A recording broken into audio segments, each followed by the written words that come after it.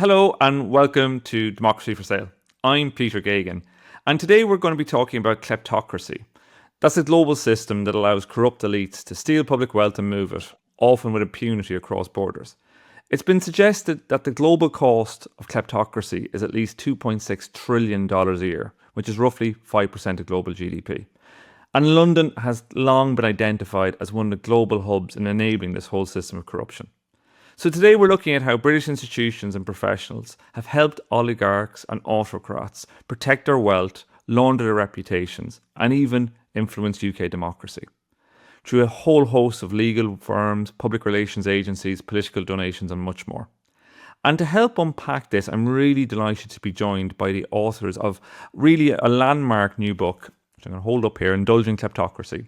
It's a forensic account of how Britain became central in this global kleptocracy problem. And I'm delighted to be joined here by John Heathershaw, who's Professor of International Relations at the University of Exeter. He's a leading expert in kleptocracy, conflict and authoritarianism, particularly in Central Asia. We've also got Tom Mayne, who's a research and investigative journalist who spent years tracking money laundering, elite networks and the misuse of UK legal structures by authoritarian regimes. And Tena Prelec, who's assistant professor in politics and international relations at the University of Rijeka and a former research fellow at the University of Oxford. Her work focuses on corruption, reputation laundering, and transnational kleptocracy. It's a really interesting issue. I think it's going to be one that we're going to have a lot of interesting and I think eye-opening revelations. Their book, Indulging Kleptocracy, really is full of quite jaw-dropping stories and statistics. But I think I'd like to start in quite a simple place. I'd like to know really just, John, could you just explain to us, what is kleptocracy? How does it differ from the kind of everyday corruption we might read about? Okay, thanks, Peter. Yeah, I think part of the reason why we wrote the book is that we were a little bit unhappy with most traditional definitions, but I'll start with those. It's generally held as being equivalent to grand corruption, where you, by virtue of controlling a country, being in power, a political elite can have access to wealth. And so political power and wealth are kind of fused together. You can extract the resources from the country by virtue of your political position. I think the problem that we had with that was that it limits kleptocracy to what goes on in a country of origin, and it kind of narrows it down too much. It's a bit like treating drugs trafficking as if it's about illegal farming. The issue with kleptocracy is that it doesn't stay within a country of origin. It moves overseas, it moves globally, and it shifts assets into other jurisdictions. And to do that, it has to be global and professional. So that's what the book's about, really. And one of the key things in your book as well is this focus on the post-Soviet countries and post-Soviet states. And so we're talking about Russia, Kazakhstan, Uzbekistan, all these other places that they really populate the book. Why do you think, why did you focus so much on this region, on Eastern Europe and the post-Soviet space and particularly Russia? And why are they so significant when we're talking about global kleptocracy? A part of the reason is that's where our expertise is. We speak languages from the region. We've studied the region for a very, very long time. But I think also we came to realize that this particular dyadic relationship between the UK and the former Soviet states is hugely significant.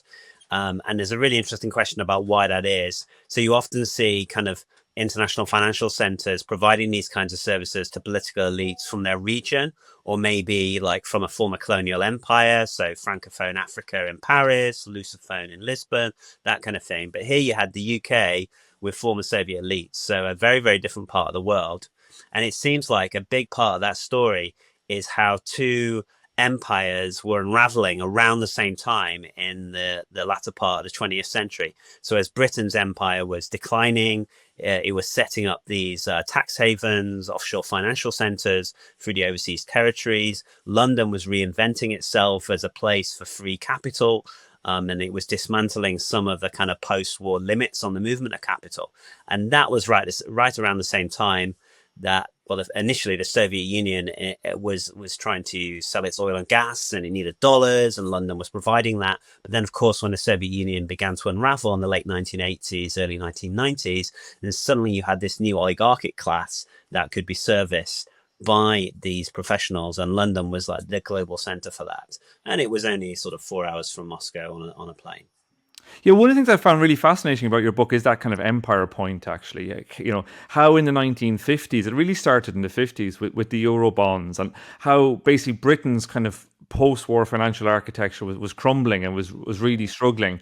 And initially, it actually was the Soviet Union that needed a way to get access to capital, but so did Britain, and it became this strange kind of symbiosis that isn't just because I think when I came to your book, I was really fixated maybe on the 90s and afterwards, but actually you narrate really well about how this has got almost like a deeper root. Yeah, absolutely. We we want to go back more historically. I think it's very easy to be presentist, to think about this as a present day problem, but actually it's evolved over time, and it tells us something about British history and the nature of British capitalism, and that's what we wanted to be able to outline. Thanks, I think it's fascinating. And Ten, I kind of wanted to bring you in here to talk a bit more about what is a real focus of a lot of your guys' work, and actually a lot of the work I do and a lot of work we do here at Democracy for Sale, which is this kind of enabling industry. These are we're talking here about the lawyers, the PR firms, the various professionals, the accountants that provide help and service to these kleptocrats. Could you just talk us through like what how important are these people to this? Like is it just a kind of these are nice to have, or are these really an important part of kleptocracy?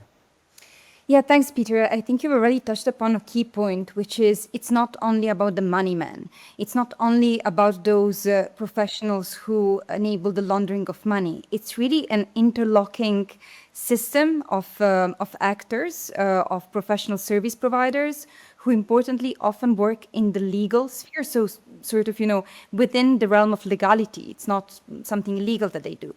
But combined together, they do provide this integrated service to those who would like to launder their money, yes, but also their reputations, therefore becoming engaged global citizens, right? They would also like to move themselves and their families. So migration professionals through, citizenship by investment schemes and residence by investment schemes, for instance, the famous golden passports and golden visas. And finally, also attack those who may criticize them. So you can see that it's really a system that kind of works in unison in order to provide those who might need it of all the various strands of activity that serve to their aim of obscuring their wealth, hiding it, and then also reusing it and enjoying it somewhere else.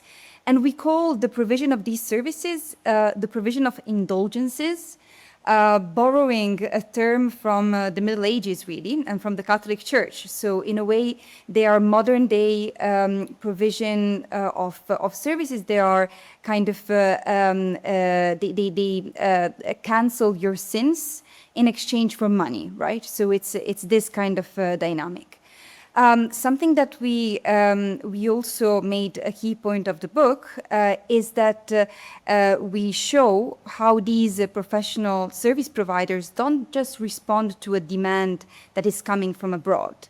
They're also integral in shaping this demand. So this is supply side of the problem. It's not merely kind of a corollary, something that that is a reflection of the problem, something at the margins of it, but it's really central. I think Tom might go more in depth there, but just one example. So Handley and Partners is a big firm that has its roots in the UK, but it's truly global. And this firm has also helped shape the rules, the very laws that allowed for the golden passports and golden visa schemes in several jurisdictions across the globe. So this is just one, very clear example of how the supply side shapes the demand side. And another important point that we also make in the book is that it's truly systemic.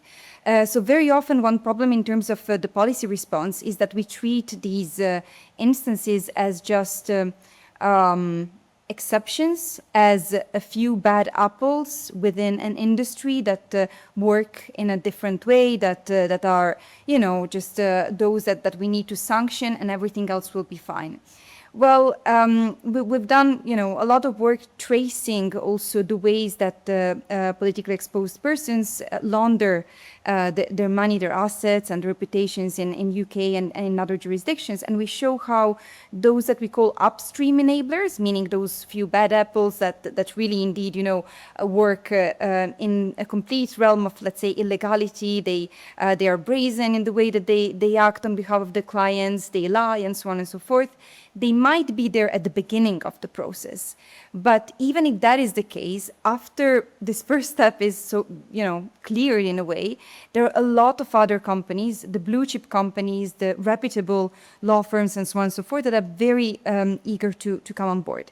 So this truly shows how it's a systemic issue that is at the core of the political economy of the UK and of many other Western countries at the moment, and how it's super important to be aware of it in order to tackle it. Thanks, Helen. I think the reputation management side of it is something fascinating. You can take like a law firm like Schillings, which is a big law firm in London. They now traditionally we've done a lot of defamation work. They now also do things like what they call diplomacy, which is government helping introduce you to government. They will do things like hire private intelligence on your behalf. They will improve your SEO. They will do all this stuff to kind of manage your reputation. I think there's something really interesting that comes out in your book about how these are these big institutions in London that make a lot of money that effectively are selling a kind of form of reputation management. Tom, I kind of wanted to bring you in here too to kind of talk a bit about this, because what is it about the UK that's so attractive to Russian and post-Soviet elites, do you think? What are the things that have meant that, when I go to a museum in London, I might see the name of an oligarch, in a building, or, not just a museum, or on the board of a museum or something like that. What is it that's kind of, that drives or donation to a university? Why is it that London and the UK in general has become such a home for this?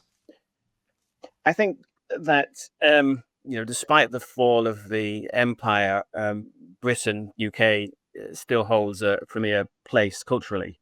There's no more famous royal family than the British royal family. And the idea that you could just if you have a lot of money, that you'll be accepted into this high society, that you can party with Prince Andrew, you can buy a stately home which is 500 years old, you can send your kids to Eton, without any questions being asked, I think is very attractive to the post-Soviet elites. Not just in terms of acceptance, but also in terms of respectability, and what comes with respectability. Well, even fewer questions get asked about your sources of wealth and how you made your money.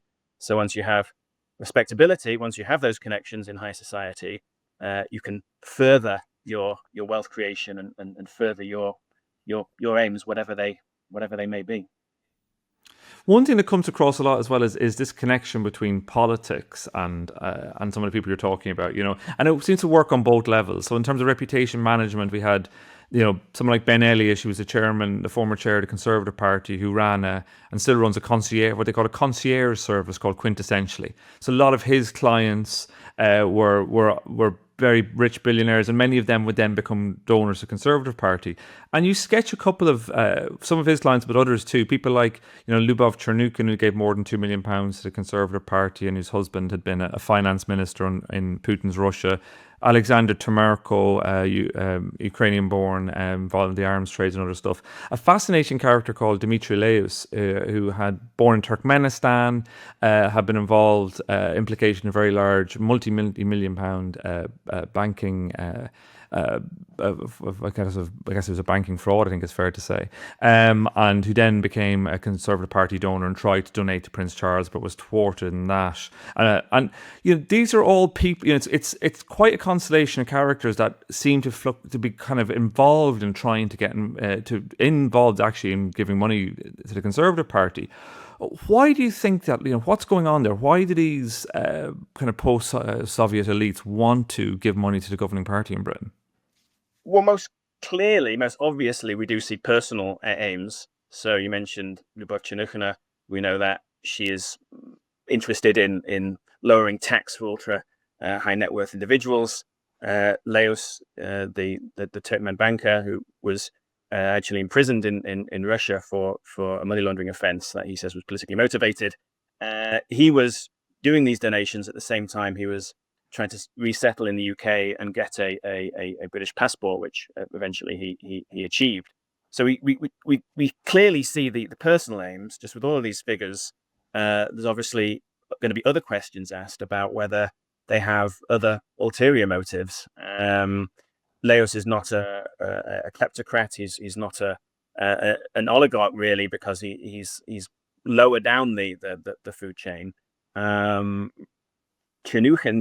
her husband, was a former deputy finance minister under Putin, and says, those ties don't exist anymore, and he's more aligned to the opposition. Yet he seems to have retained many business ties inside Russia. So the $1 billion question is, do these people have ties back home that would perhaps influence their lobbying activities in the UK?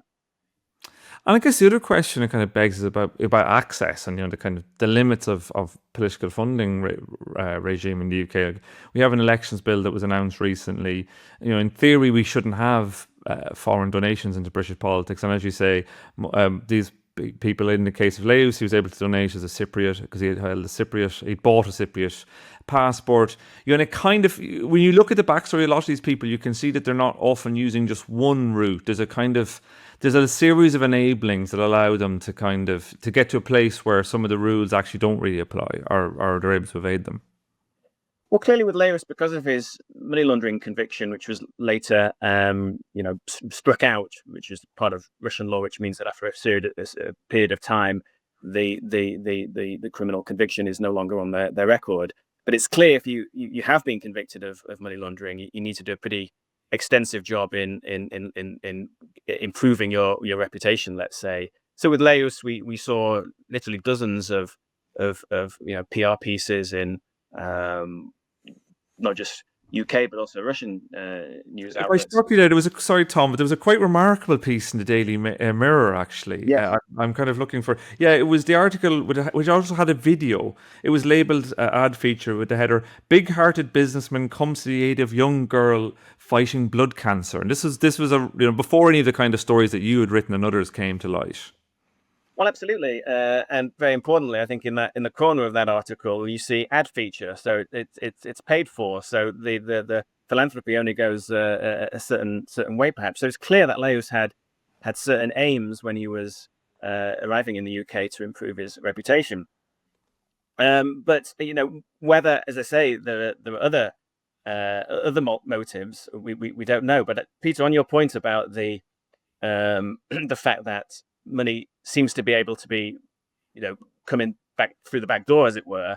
I mean, that's absolutely right. I think a lot of British people just don't know that, in order to be able to donate to political parties, you need to be on the electoral roll. To be on the electoral roll, you need to live in the UK. Okay, that can be arranged quite easily. You have to be a British and Irish, or very importantly, an EU or Commonwealth citizen. Now we're no longer in the EU. And as you've said, it's very easy for high net worth individuals to formally, a lot of these schemes are finished now, but formally to buy a Cypriot passport, a Maltese passport, a St. Kitts and Nevis passport. And once you do that, you can then donate to political parties. So even though it's technically true that political parties cannot accept donations from Russian citizens, a lot of those Russian citizens have many passports and allow them to donate. It seems to be a rather obvious loophole that could quite easily be closed. A lot of our regulations and laws around these things are a little bit antiquated and haven't caught up yet to the realities of kleptocracy. Thanks, Tom. There's another aspect of this, and Tena, might bring you in on this, about which you write quite a bit in the book about one place in particular that doesn't probably get as much coverage as should, which is Azerbaijan.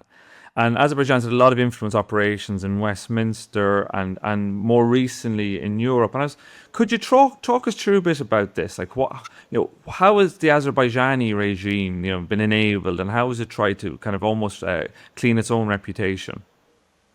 Yeah, Azerbaijan is an extremely interesting case. The political economy of Azerbaijan is set up in such a way that state and private resources are blurred. This is the case in a lot of countries where state capture is the norm.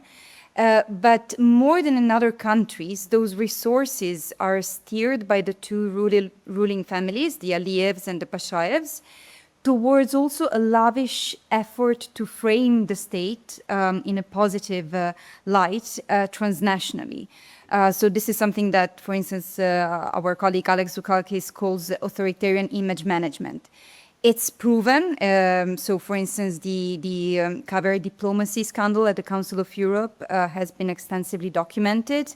And we had even court cases in both Italy and Germany that have sanctioned some lawmakers from those countries because they accepted some bribes, really, from Azerbaijan to present the country in a more favorable light. So this is, sorry, Tana, just sorry to break, sorry, just to, but this caviar diplomacy, it's quite incredible, really. What they were, you're talking about, European lawmakers who were, effectively, as you say, bribed, who took money from the Azerbaijani regime in order to just to launder its reputation, to ask questions that were in favor, to speak well about it, to basically say nothing to see here. All of this to remember as well in the run up to Azerbaijan hosting COP. Azerbaijan becoming, the big climate conference, wanting to become more of a global player, and it's not even sophisticated, really. It was very, it was as you say, transactional. That is very much in your face, I agree. And also this element of the big international events that are hosted there is also interesting. Our colleague Jody Laporte has written about it, those mega events that are used to present such states, also Gulf states, for instance, in a more positive light. So it's all part of this game. But, so whereas this is more in your face, very, very clear what's going on, there are other slightly more subtle ways in which this happens. So basically, the ruling, elite is really, keen to present the country in a positive light, and also uses part of the resources to do so. So what does that mean? It means for you as a businessman in Azerbaijan, or whoever wants to actually work there or do business with Azerbaijan or in Azerbaijan, that you need to be part of this game in order to prosper, right? So that also means that you need to pay into this international authoritarian image management work, yeah? And this is why it is so wrong from our policies to not require transparency of donors, because the anonymity of donors, preserving, this anonymity is not a matter of privacy in such cases. It really is not good enough, because sometimes in such cases you have some donors who might be proxies for the state. So I know that, when you start talking about the political economy of, it might sound a little bit abstract for our policymakers, but in this case, I hope, that the link that I just tried to make is quite clear. You need to understand how it works there in order to understand why we need to adopt our policies. So we investigated one case quite, closely. It was from an institution where I worked, and that we all, worked together quite closely, which is at the University of Oxford. And we looked at how a big a donation to a center at the University of Oxford raises a lot of questions, right?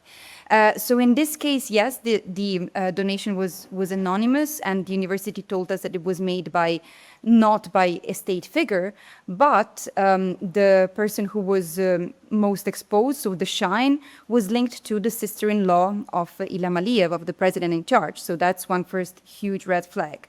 Another red flag might be that the topics chosen by the center might not be, there are different levels of problems in terms of academic freedom here. It might not be that you censor yourself outright, but it might kind of steer the topics that you choose to tackle. And then when we dove into this case, we found a lot of other red flags that also link some former lawmakers from the UK and academics, and really quite a big resistance from the institutions in the UK to get to the bottom of this. And your colleague Peter Geoghegan was also a great ally in trying to get to the bottom of this case. And I'm sorry to say that we still don't know what the actual state of affairs is here. And I think we're all, poor for it, that the UK would really be in a much better place if a thing as simple as just transparency was implemented in the case of donations to universities, to think tanks, and other institutions. Yeah, I was actually going to raise that. It's quite remarkable. So when Jen and I worked Open Democracy, we started looking at donations to British universities. And your book goes in particularly into this donation in Oxford. And the stats are incredible. We found that £281 million in anonymous donations have got into British universities since 2017. Oxford had brought in 106 million, and Jenna actually went to the Information Tribunal. We did what we often do at Democracy for Sale. We went to a tribunal to try and get disclosure of the identities of the donor, and we couldn't. We actually lost the tribunal case, which, as you say, I think it really behoves. It's a huge thing if we don't have transparency into who's giving these sort of huge sums. I think that brings us actually nicely onto another issue of this in this kind of enabling landscape, which is the threat of, and one that we're also very familiar with at Democracy for Sale, which is the threat of legal action, legal intimidation, what we call SLAPs, strategic litigations against public participation. John, do you want to just talk us through about your experience with this, both in writing this book and in general? Was this something that you had to grapple with, and you write about SLAPs in the book, but also in terms of even just putting this material together? Yeah, absolutely. So we've all been subject to SLAPs, which is strategic lawsuits against public participation, targeted at researchers, investigators, and journalists who are kind of exposing aspects of malpractice, I guess, or at least making claims about the practice of certain elites, which they don't want to go into the public domain. So actually, this book came out of a report we did for Chatham House. That maybe in many ways that's the origins of the book. That was about 4 years ago. It was a report called The UK's Kleptocracy Problem.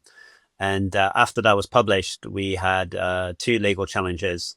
One of which became public, and the second of which we also write about in the book, where rather sort of marginal legal claims, quibbling over language that might be used to describe someone.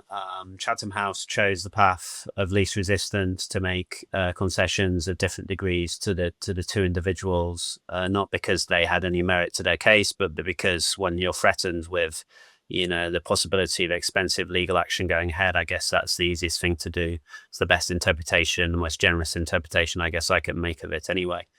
But of course, when you're working on these topics, when you're naming names, you face these issues because of the threat of SLAPs. Then we as academics have to do what journalists normally do in terms of the right to reply or opportunity to comment. And so we did do that for this book, and that meant we received a few more aggressive letters. But thankfully, so far, we haven't actually had legal action against us. It's interesting because we published a story a few months ago. I managed to discover that a London law firm called Discreet Law, who had worked for Yevgeny Prigozhin, a name some viewers might remember, who was the head of the Wagner Group before he burst into flames somewhere in the Russian sky. He had sued the journalist Elliot Higgins in the UK, and at the time Prigozhin was actually under sanctions for his involvement in the Wagner Group, and he was suing Elliot Higgins for distress, was one of the things, because Elliot Higgins had the temerity to say that Prigozhin was involved in the Wagner Group. This case collapsed effectively when Discreet Law pulled out after the invasion of Ukraine, but Elliot Higgins was still left with a £70,000 legal bill.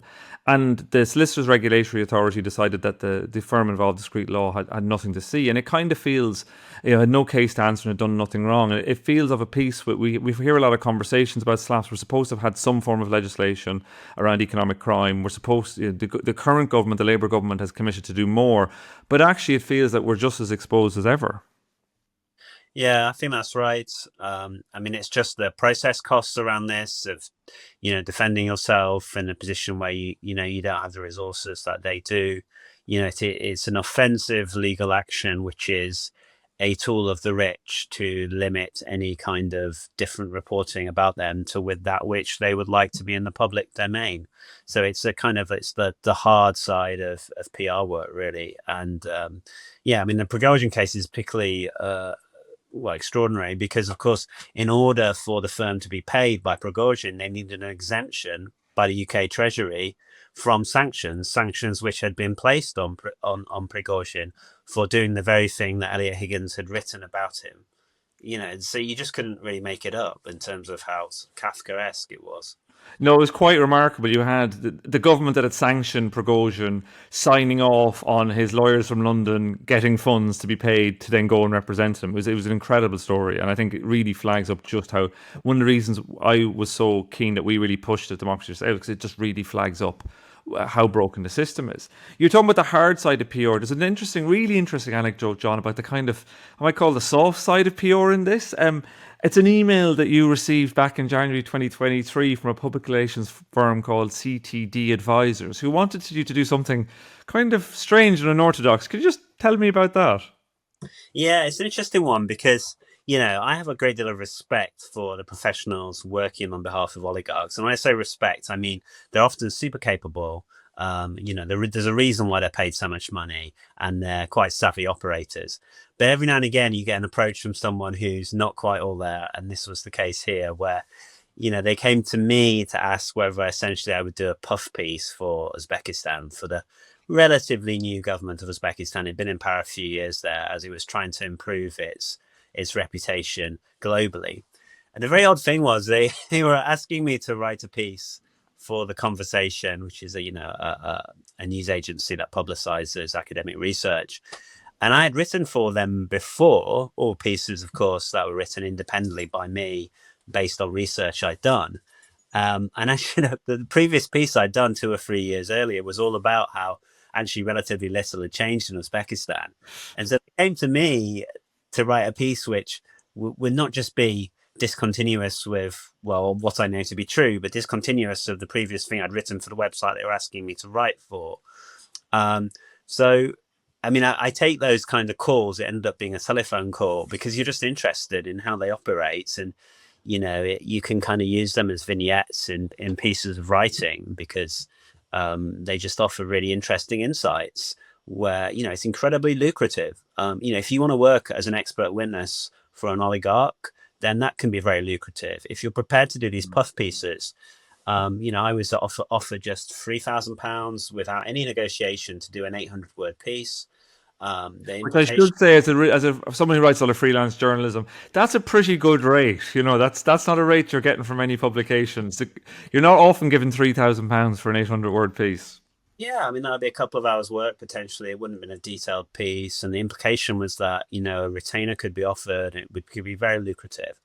So, I mean, I find it very odd, to be honest, but it indicates quite how extensive the PR industry is, and I guess how many people are working for it, and how much effort and money goes into sort of generating these positive images about regimes and about individuals.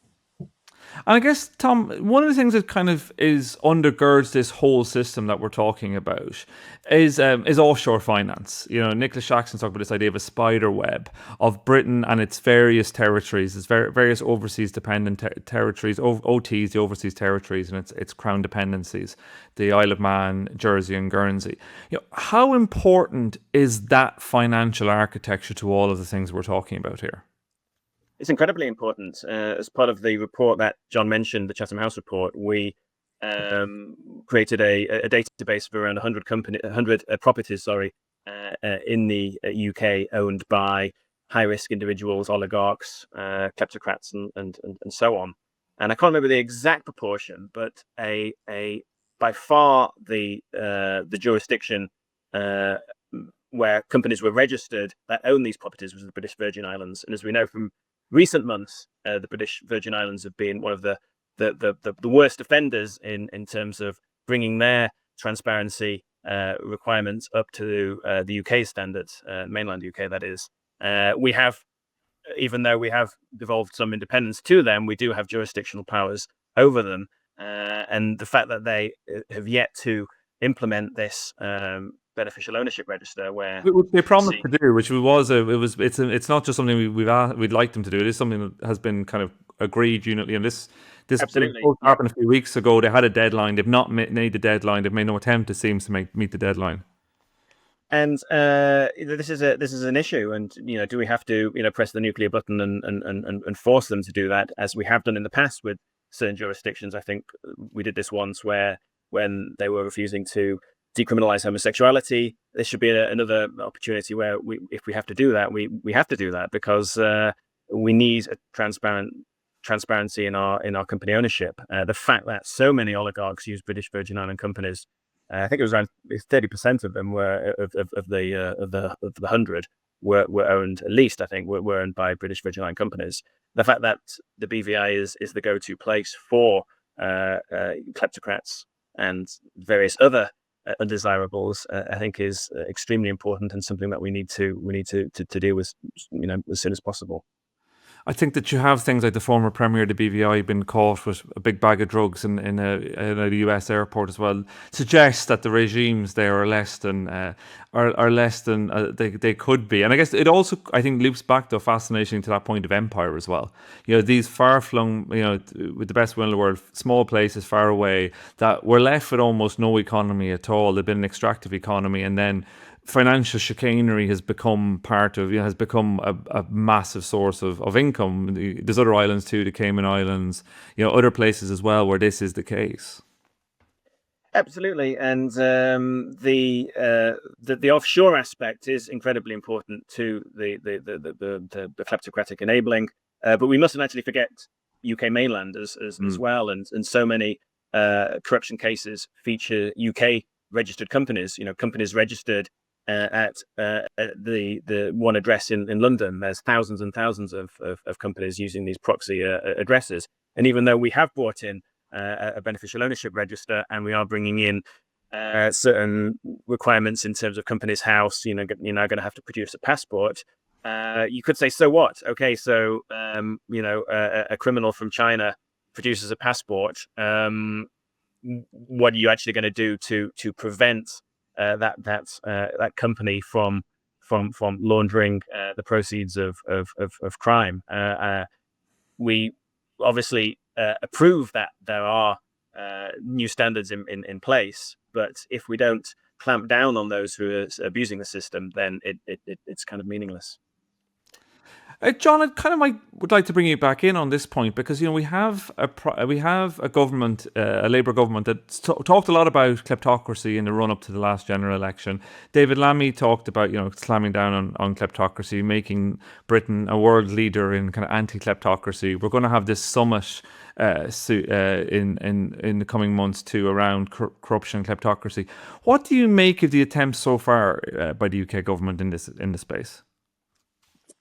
It's interesting, Peter, because as you were talking there about the overseas territories and their failure to publish beneficial ownership registers, I was just looking at the statement in the House that was issued by Stephen Doughty an hour or so ago, where he's commissioned Margaret Hodge, the UK anti-corruption champion, to visit the British Virgin Islands and report back, and then he will carefully consider what further steps to take in light of her report, he says. So we all wish Godspeed to Margaret. So obviously there is an issue with the UK overseas territories that are offering these financial services.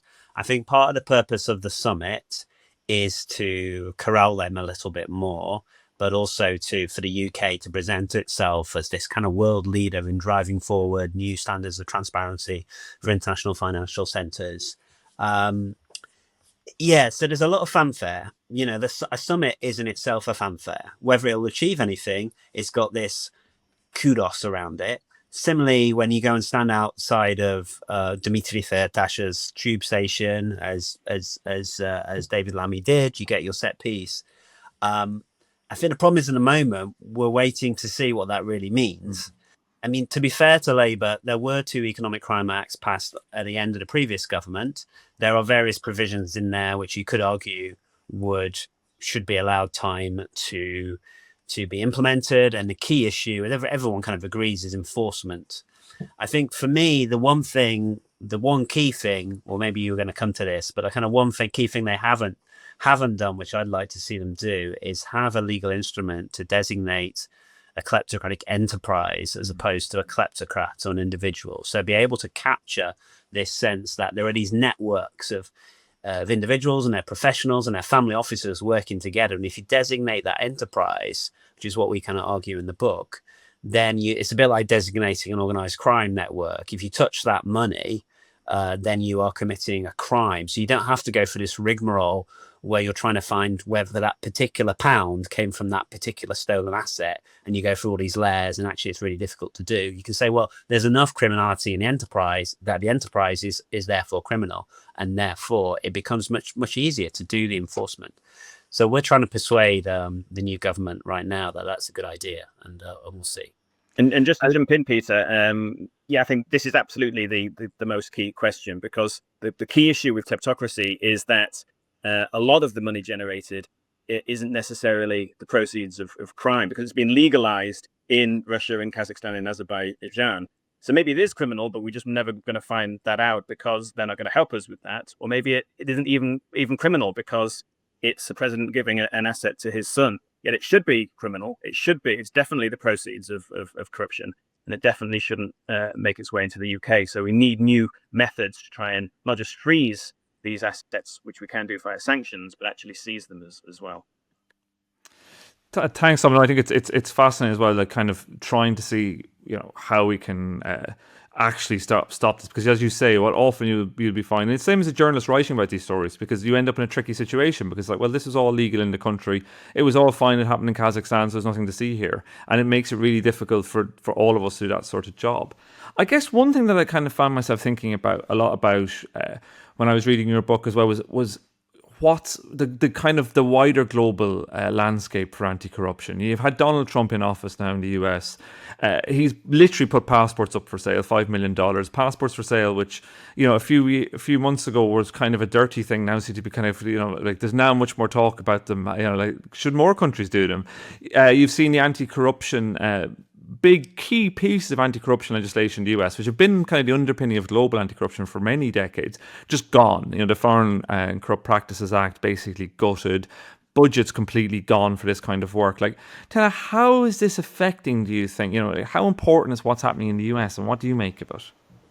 It's hugely important. So John, Tom and I were in the US in this February and March presenting our book, and it was almost surreal. It looked like every day Trump was taking one leaf out of our book to, facilitate kleptocracy rather than to fight it. All the items you mentioned are big setbacks in terms of the fight against kleptocracy.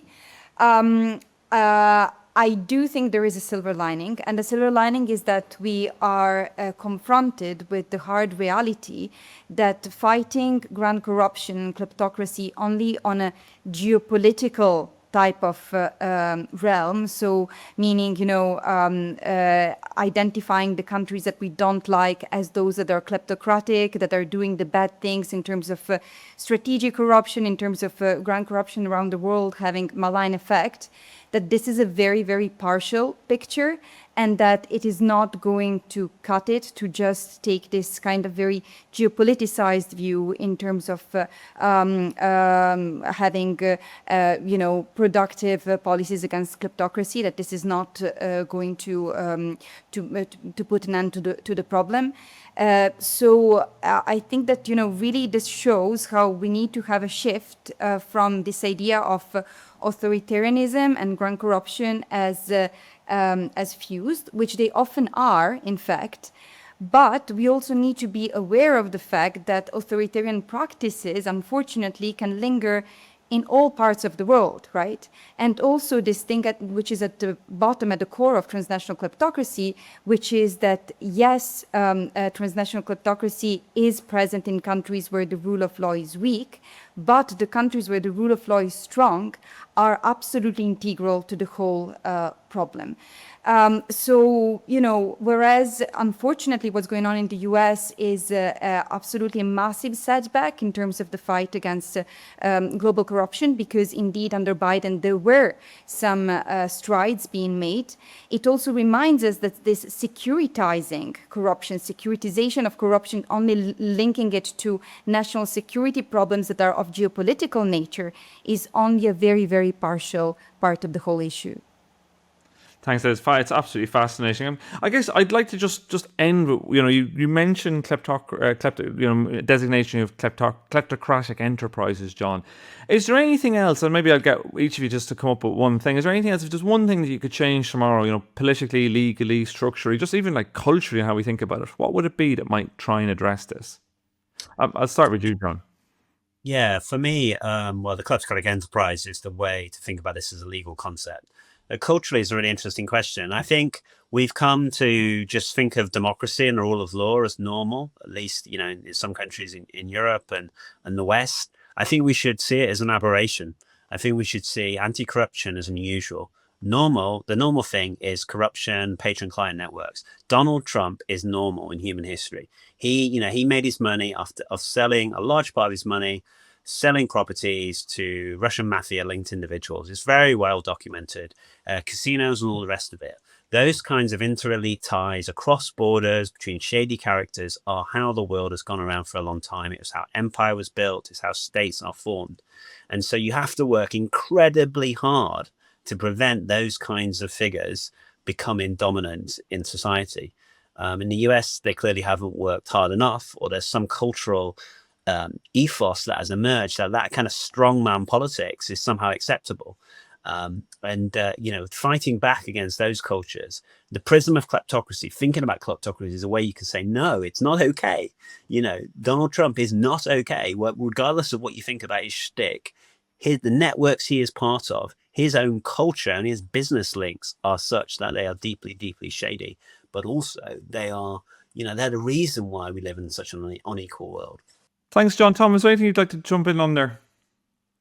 Well, seeing that I mentioned Companies House and UK company registration, I'll go with that. To continue my example of a Chinese criminal, the UK obviously isn't going to go after them. But if it was mandatory to have a UK resident or somebody that was liable for any acts of corruption that a UK registered company was involved in. It could be a proxy, whatever, could be a company service provider, could be a genuine owner. But if they had to be in the UK so that they would be prosecuted and fined and even jailed, depending on the crime of the company, I think we'd see much less of this abuse of UK companies, where thousands of companies are being registered from one address, with seemingly the controls that we've introduced having no effect. Thanks, Tom. Tom, I might give you the last word. So I'll go with radical transparency. Why not? We already made the case for it. It's a very low-hanging fruit. It's enough just to make it, put it in law that we need to know where the money comes from. So why not do it for instances that are proven to be avenues for reputation laundering, such as donations to political parties, to universities, to think tanks, and so on and so forth. Thanks, Tela. I think that's a really, really, as someone knowing what and the work that we do at Democracy for Sale, it's so much about transparency. We're often working to try and provide exactly what you say, transparency to think tanks that don't declare their donors, who's giving money to political parties, to universities, to all these different things that influence the public realm. And what I thought so interesting about Indulging Kleptocracy is it shows how these issues that say that we write about at Democracy for Sale, and sometimes they say, why do you care about this? You can see how they're hardwired into these much bigger systems of kleptocracy, systems of, of actually, like, frankly, industrialized and in some ways licensed money laundering. These are really significant things. They're not just nice to have. They are completely tied into these structures. And I found that really interesting reading this book. I just want to say a huge thank you to the three of you for coming along. It's such a fascinating topic. I think we could have spoken about this for hours. I know you've got loads of other things to do, but it's been really, really interesting. I just want to say a huge thank you for your time today. It's been really fascinating, a real eye-opener.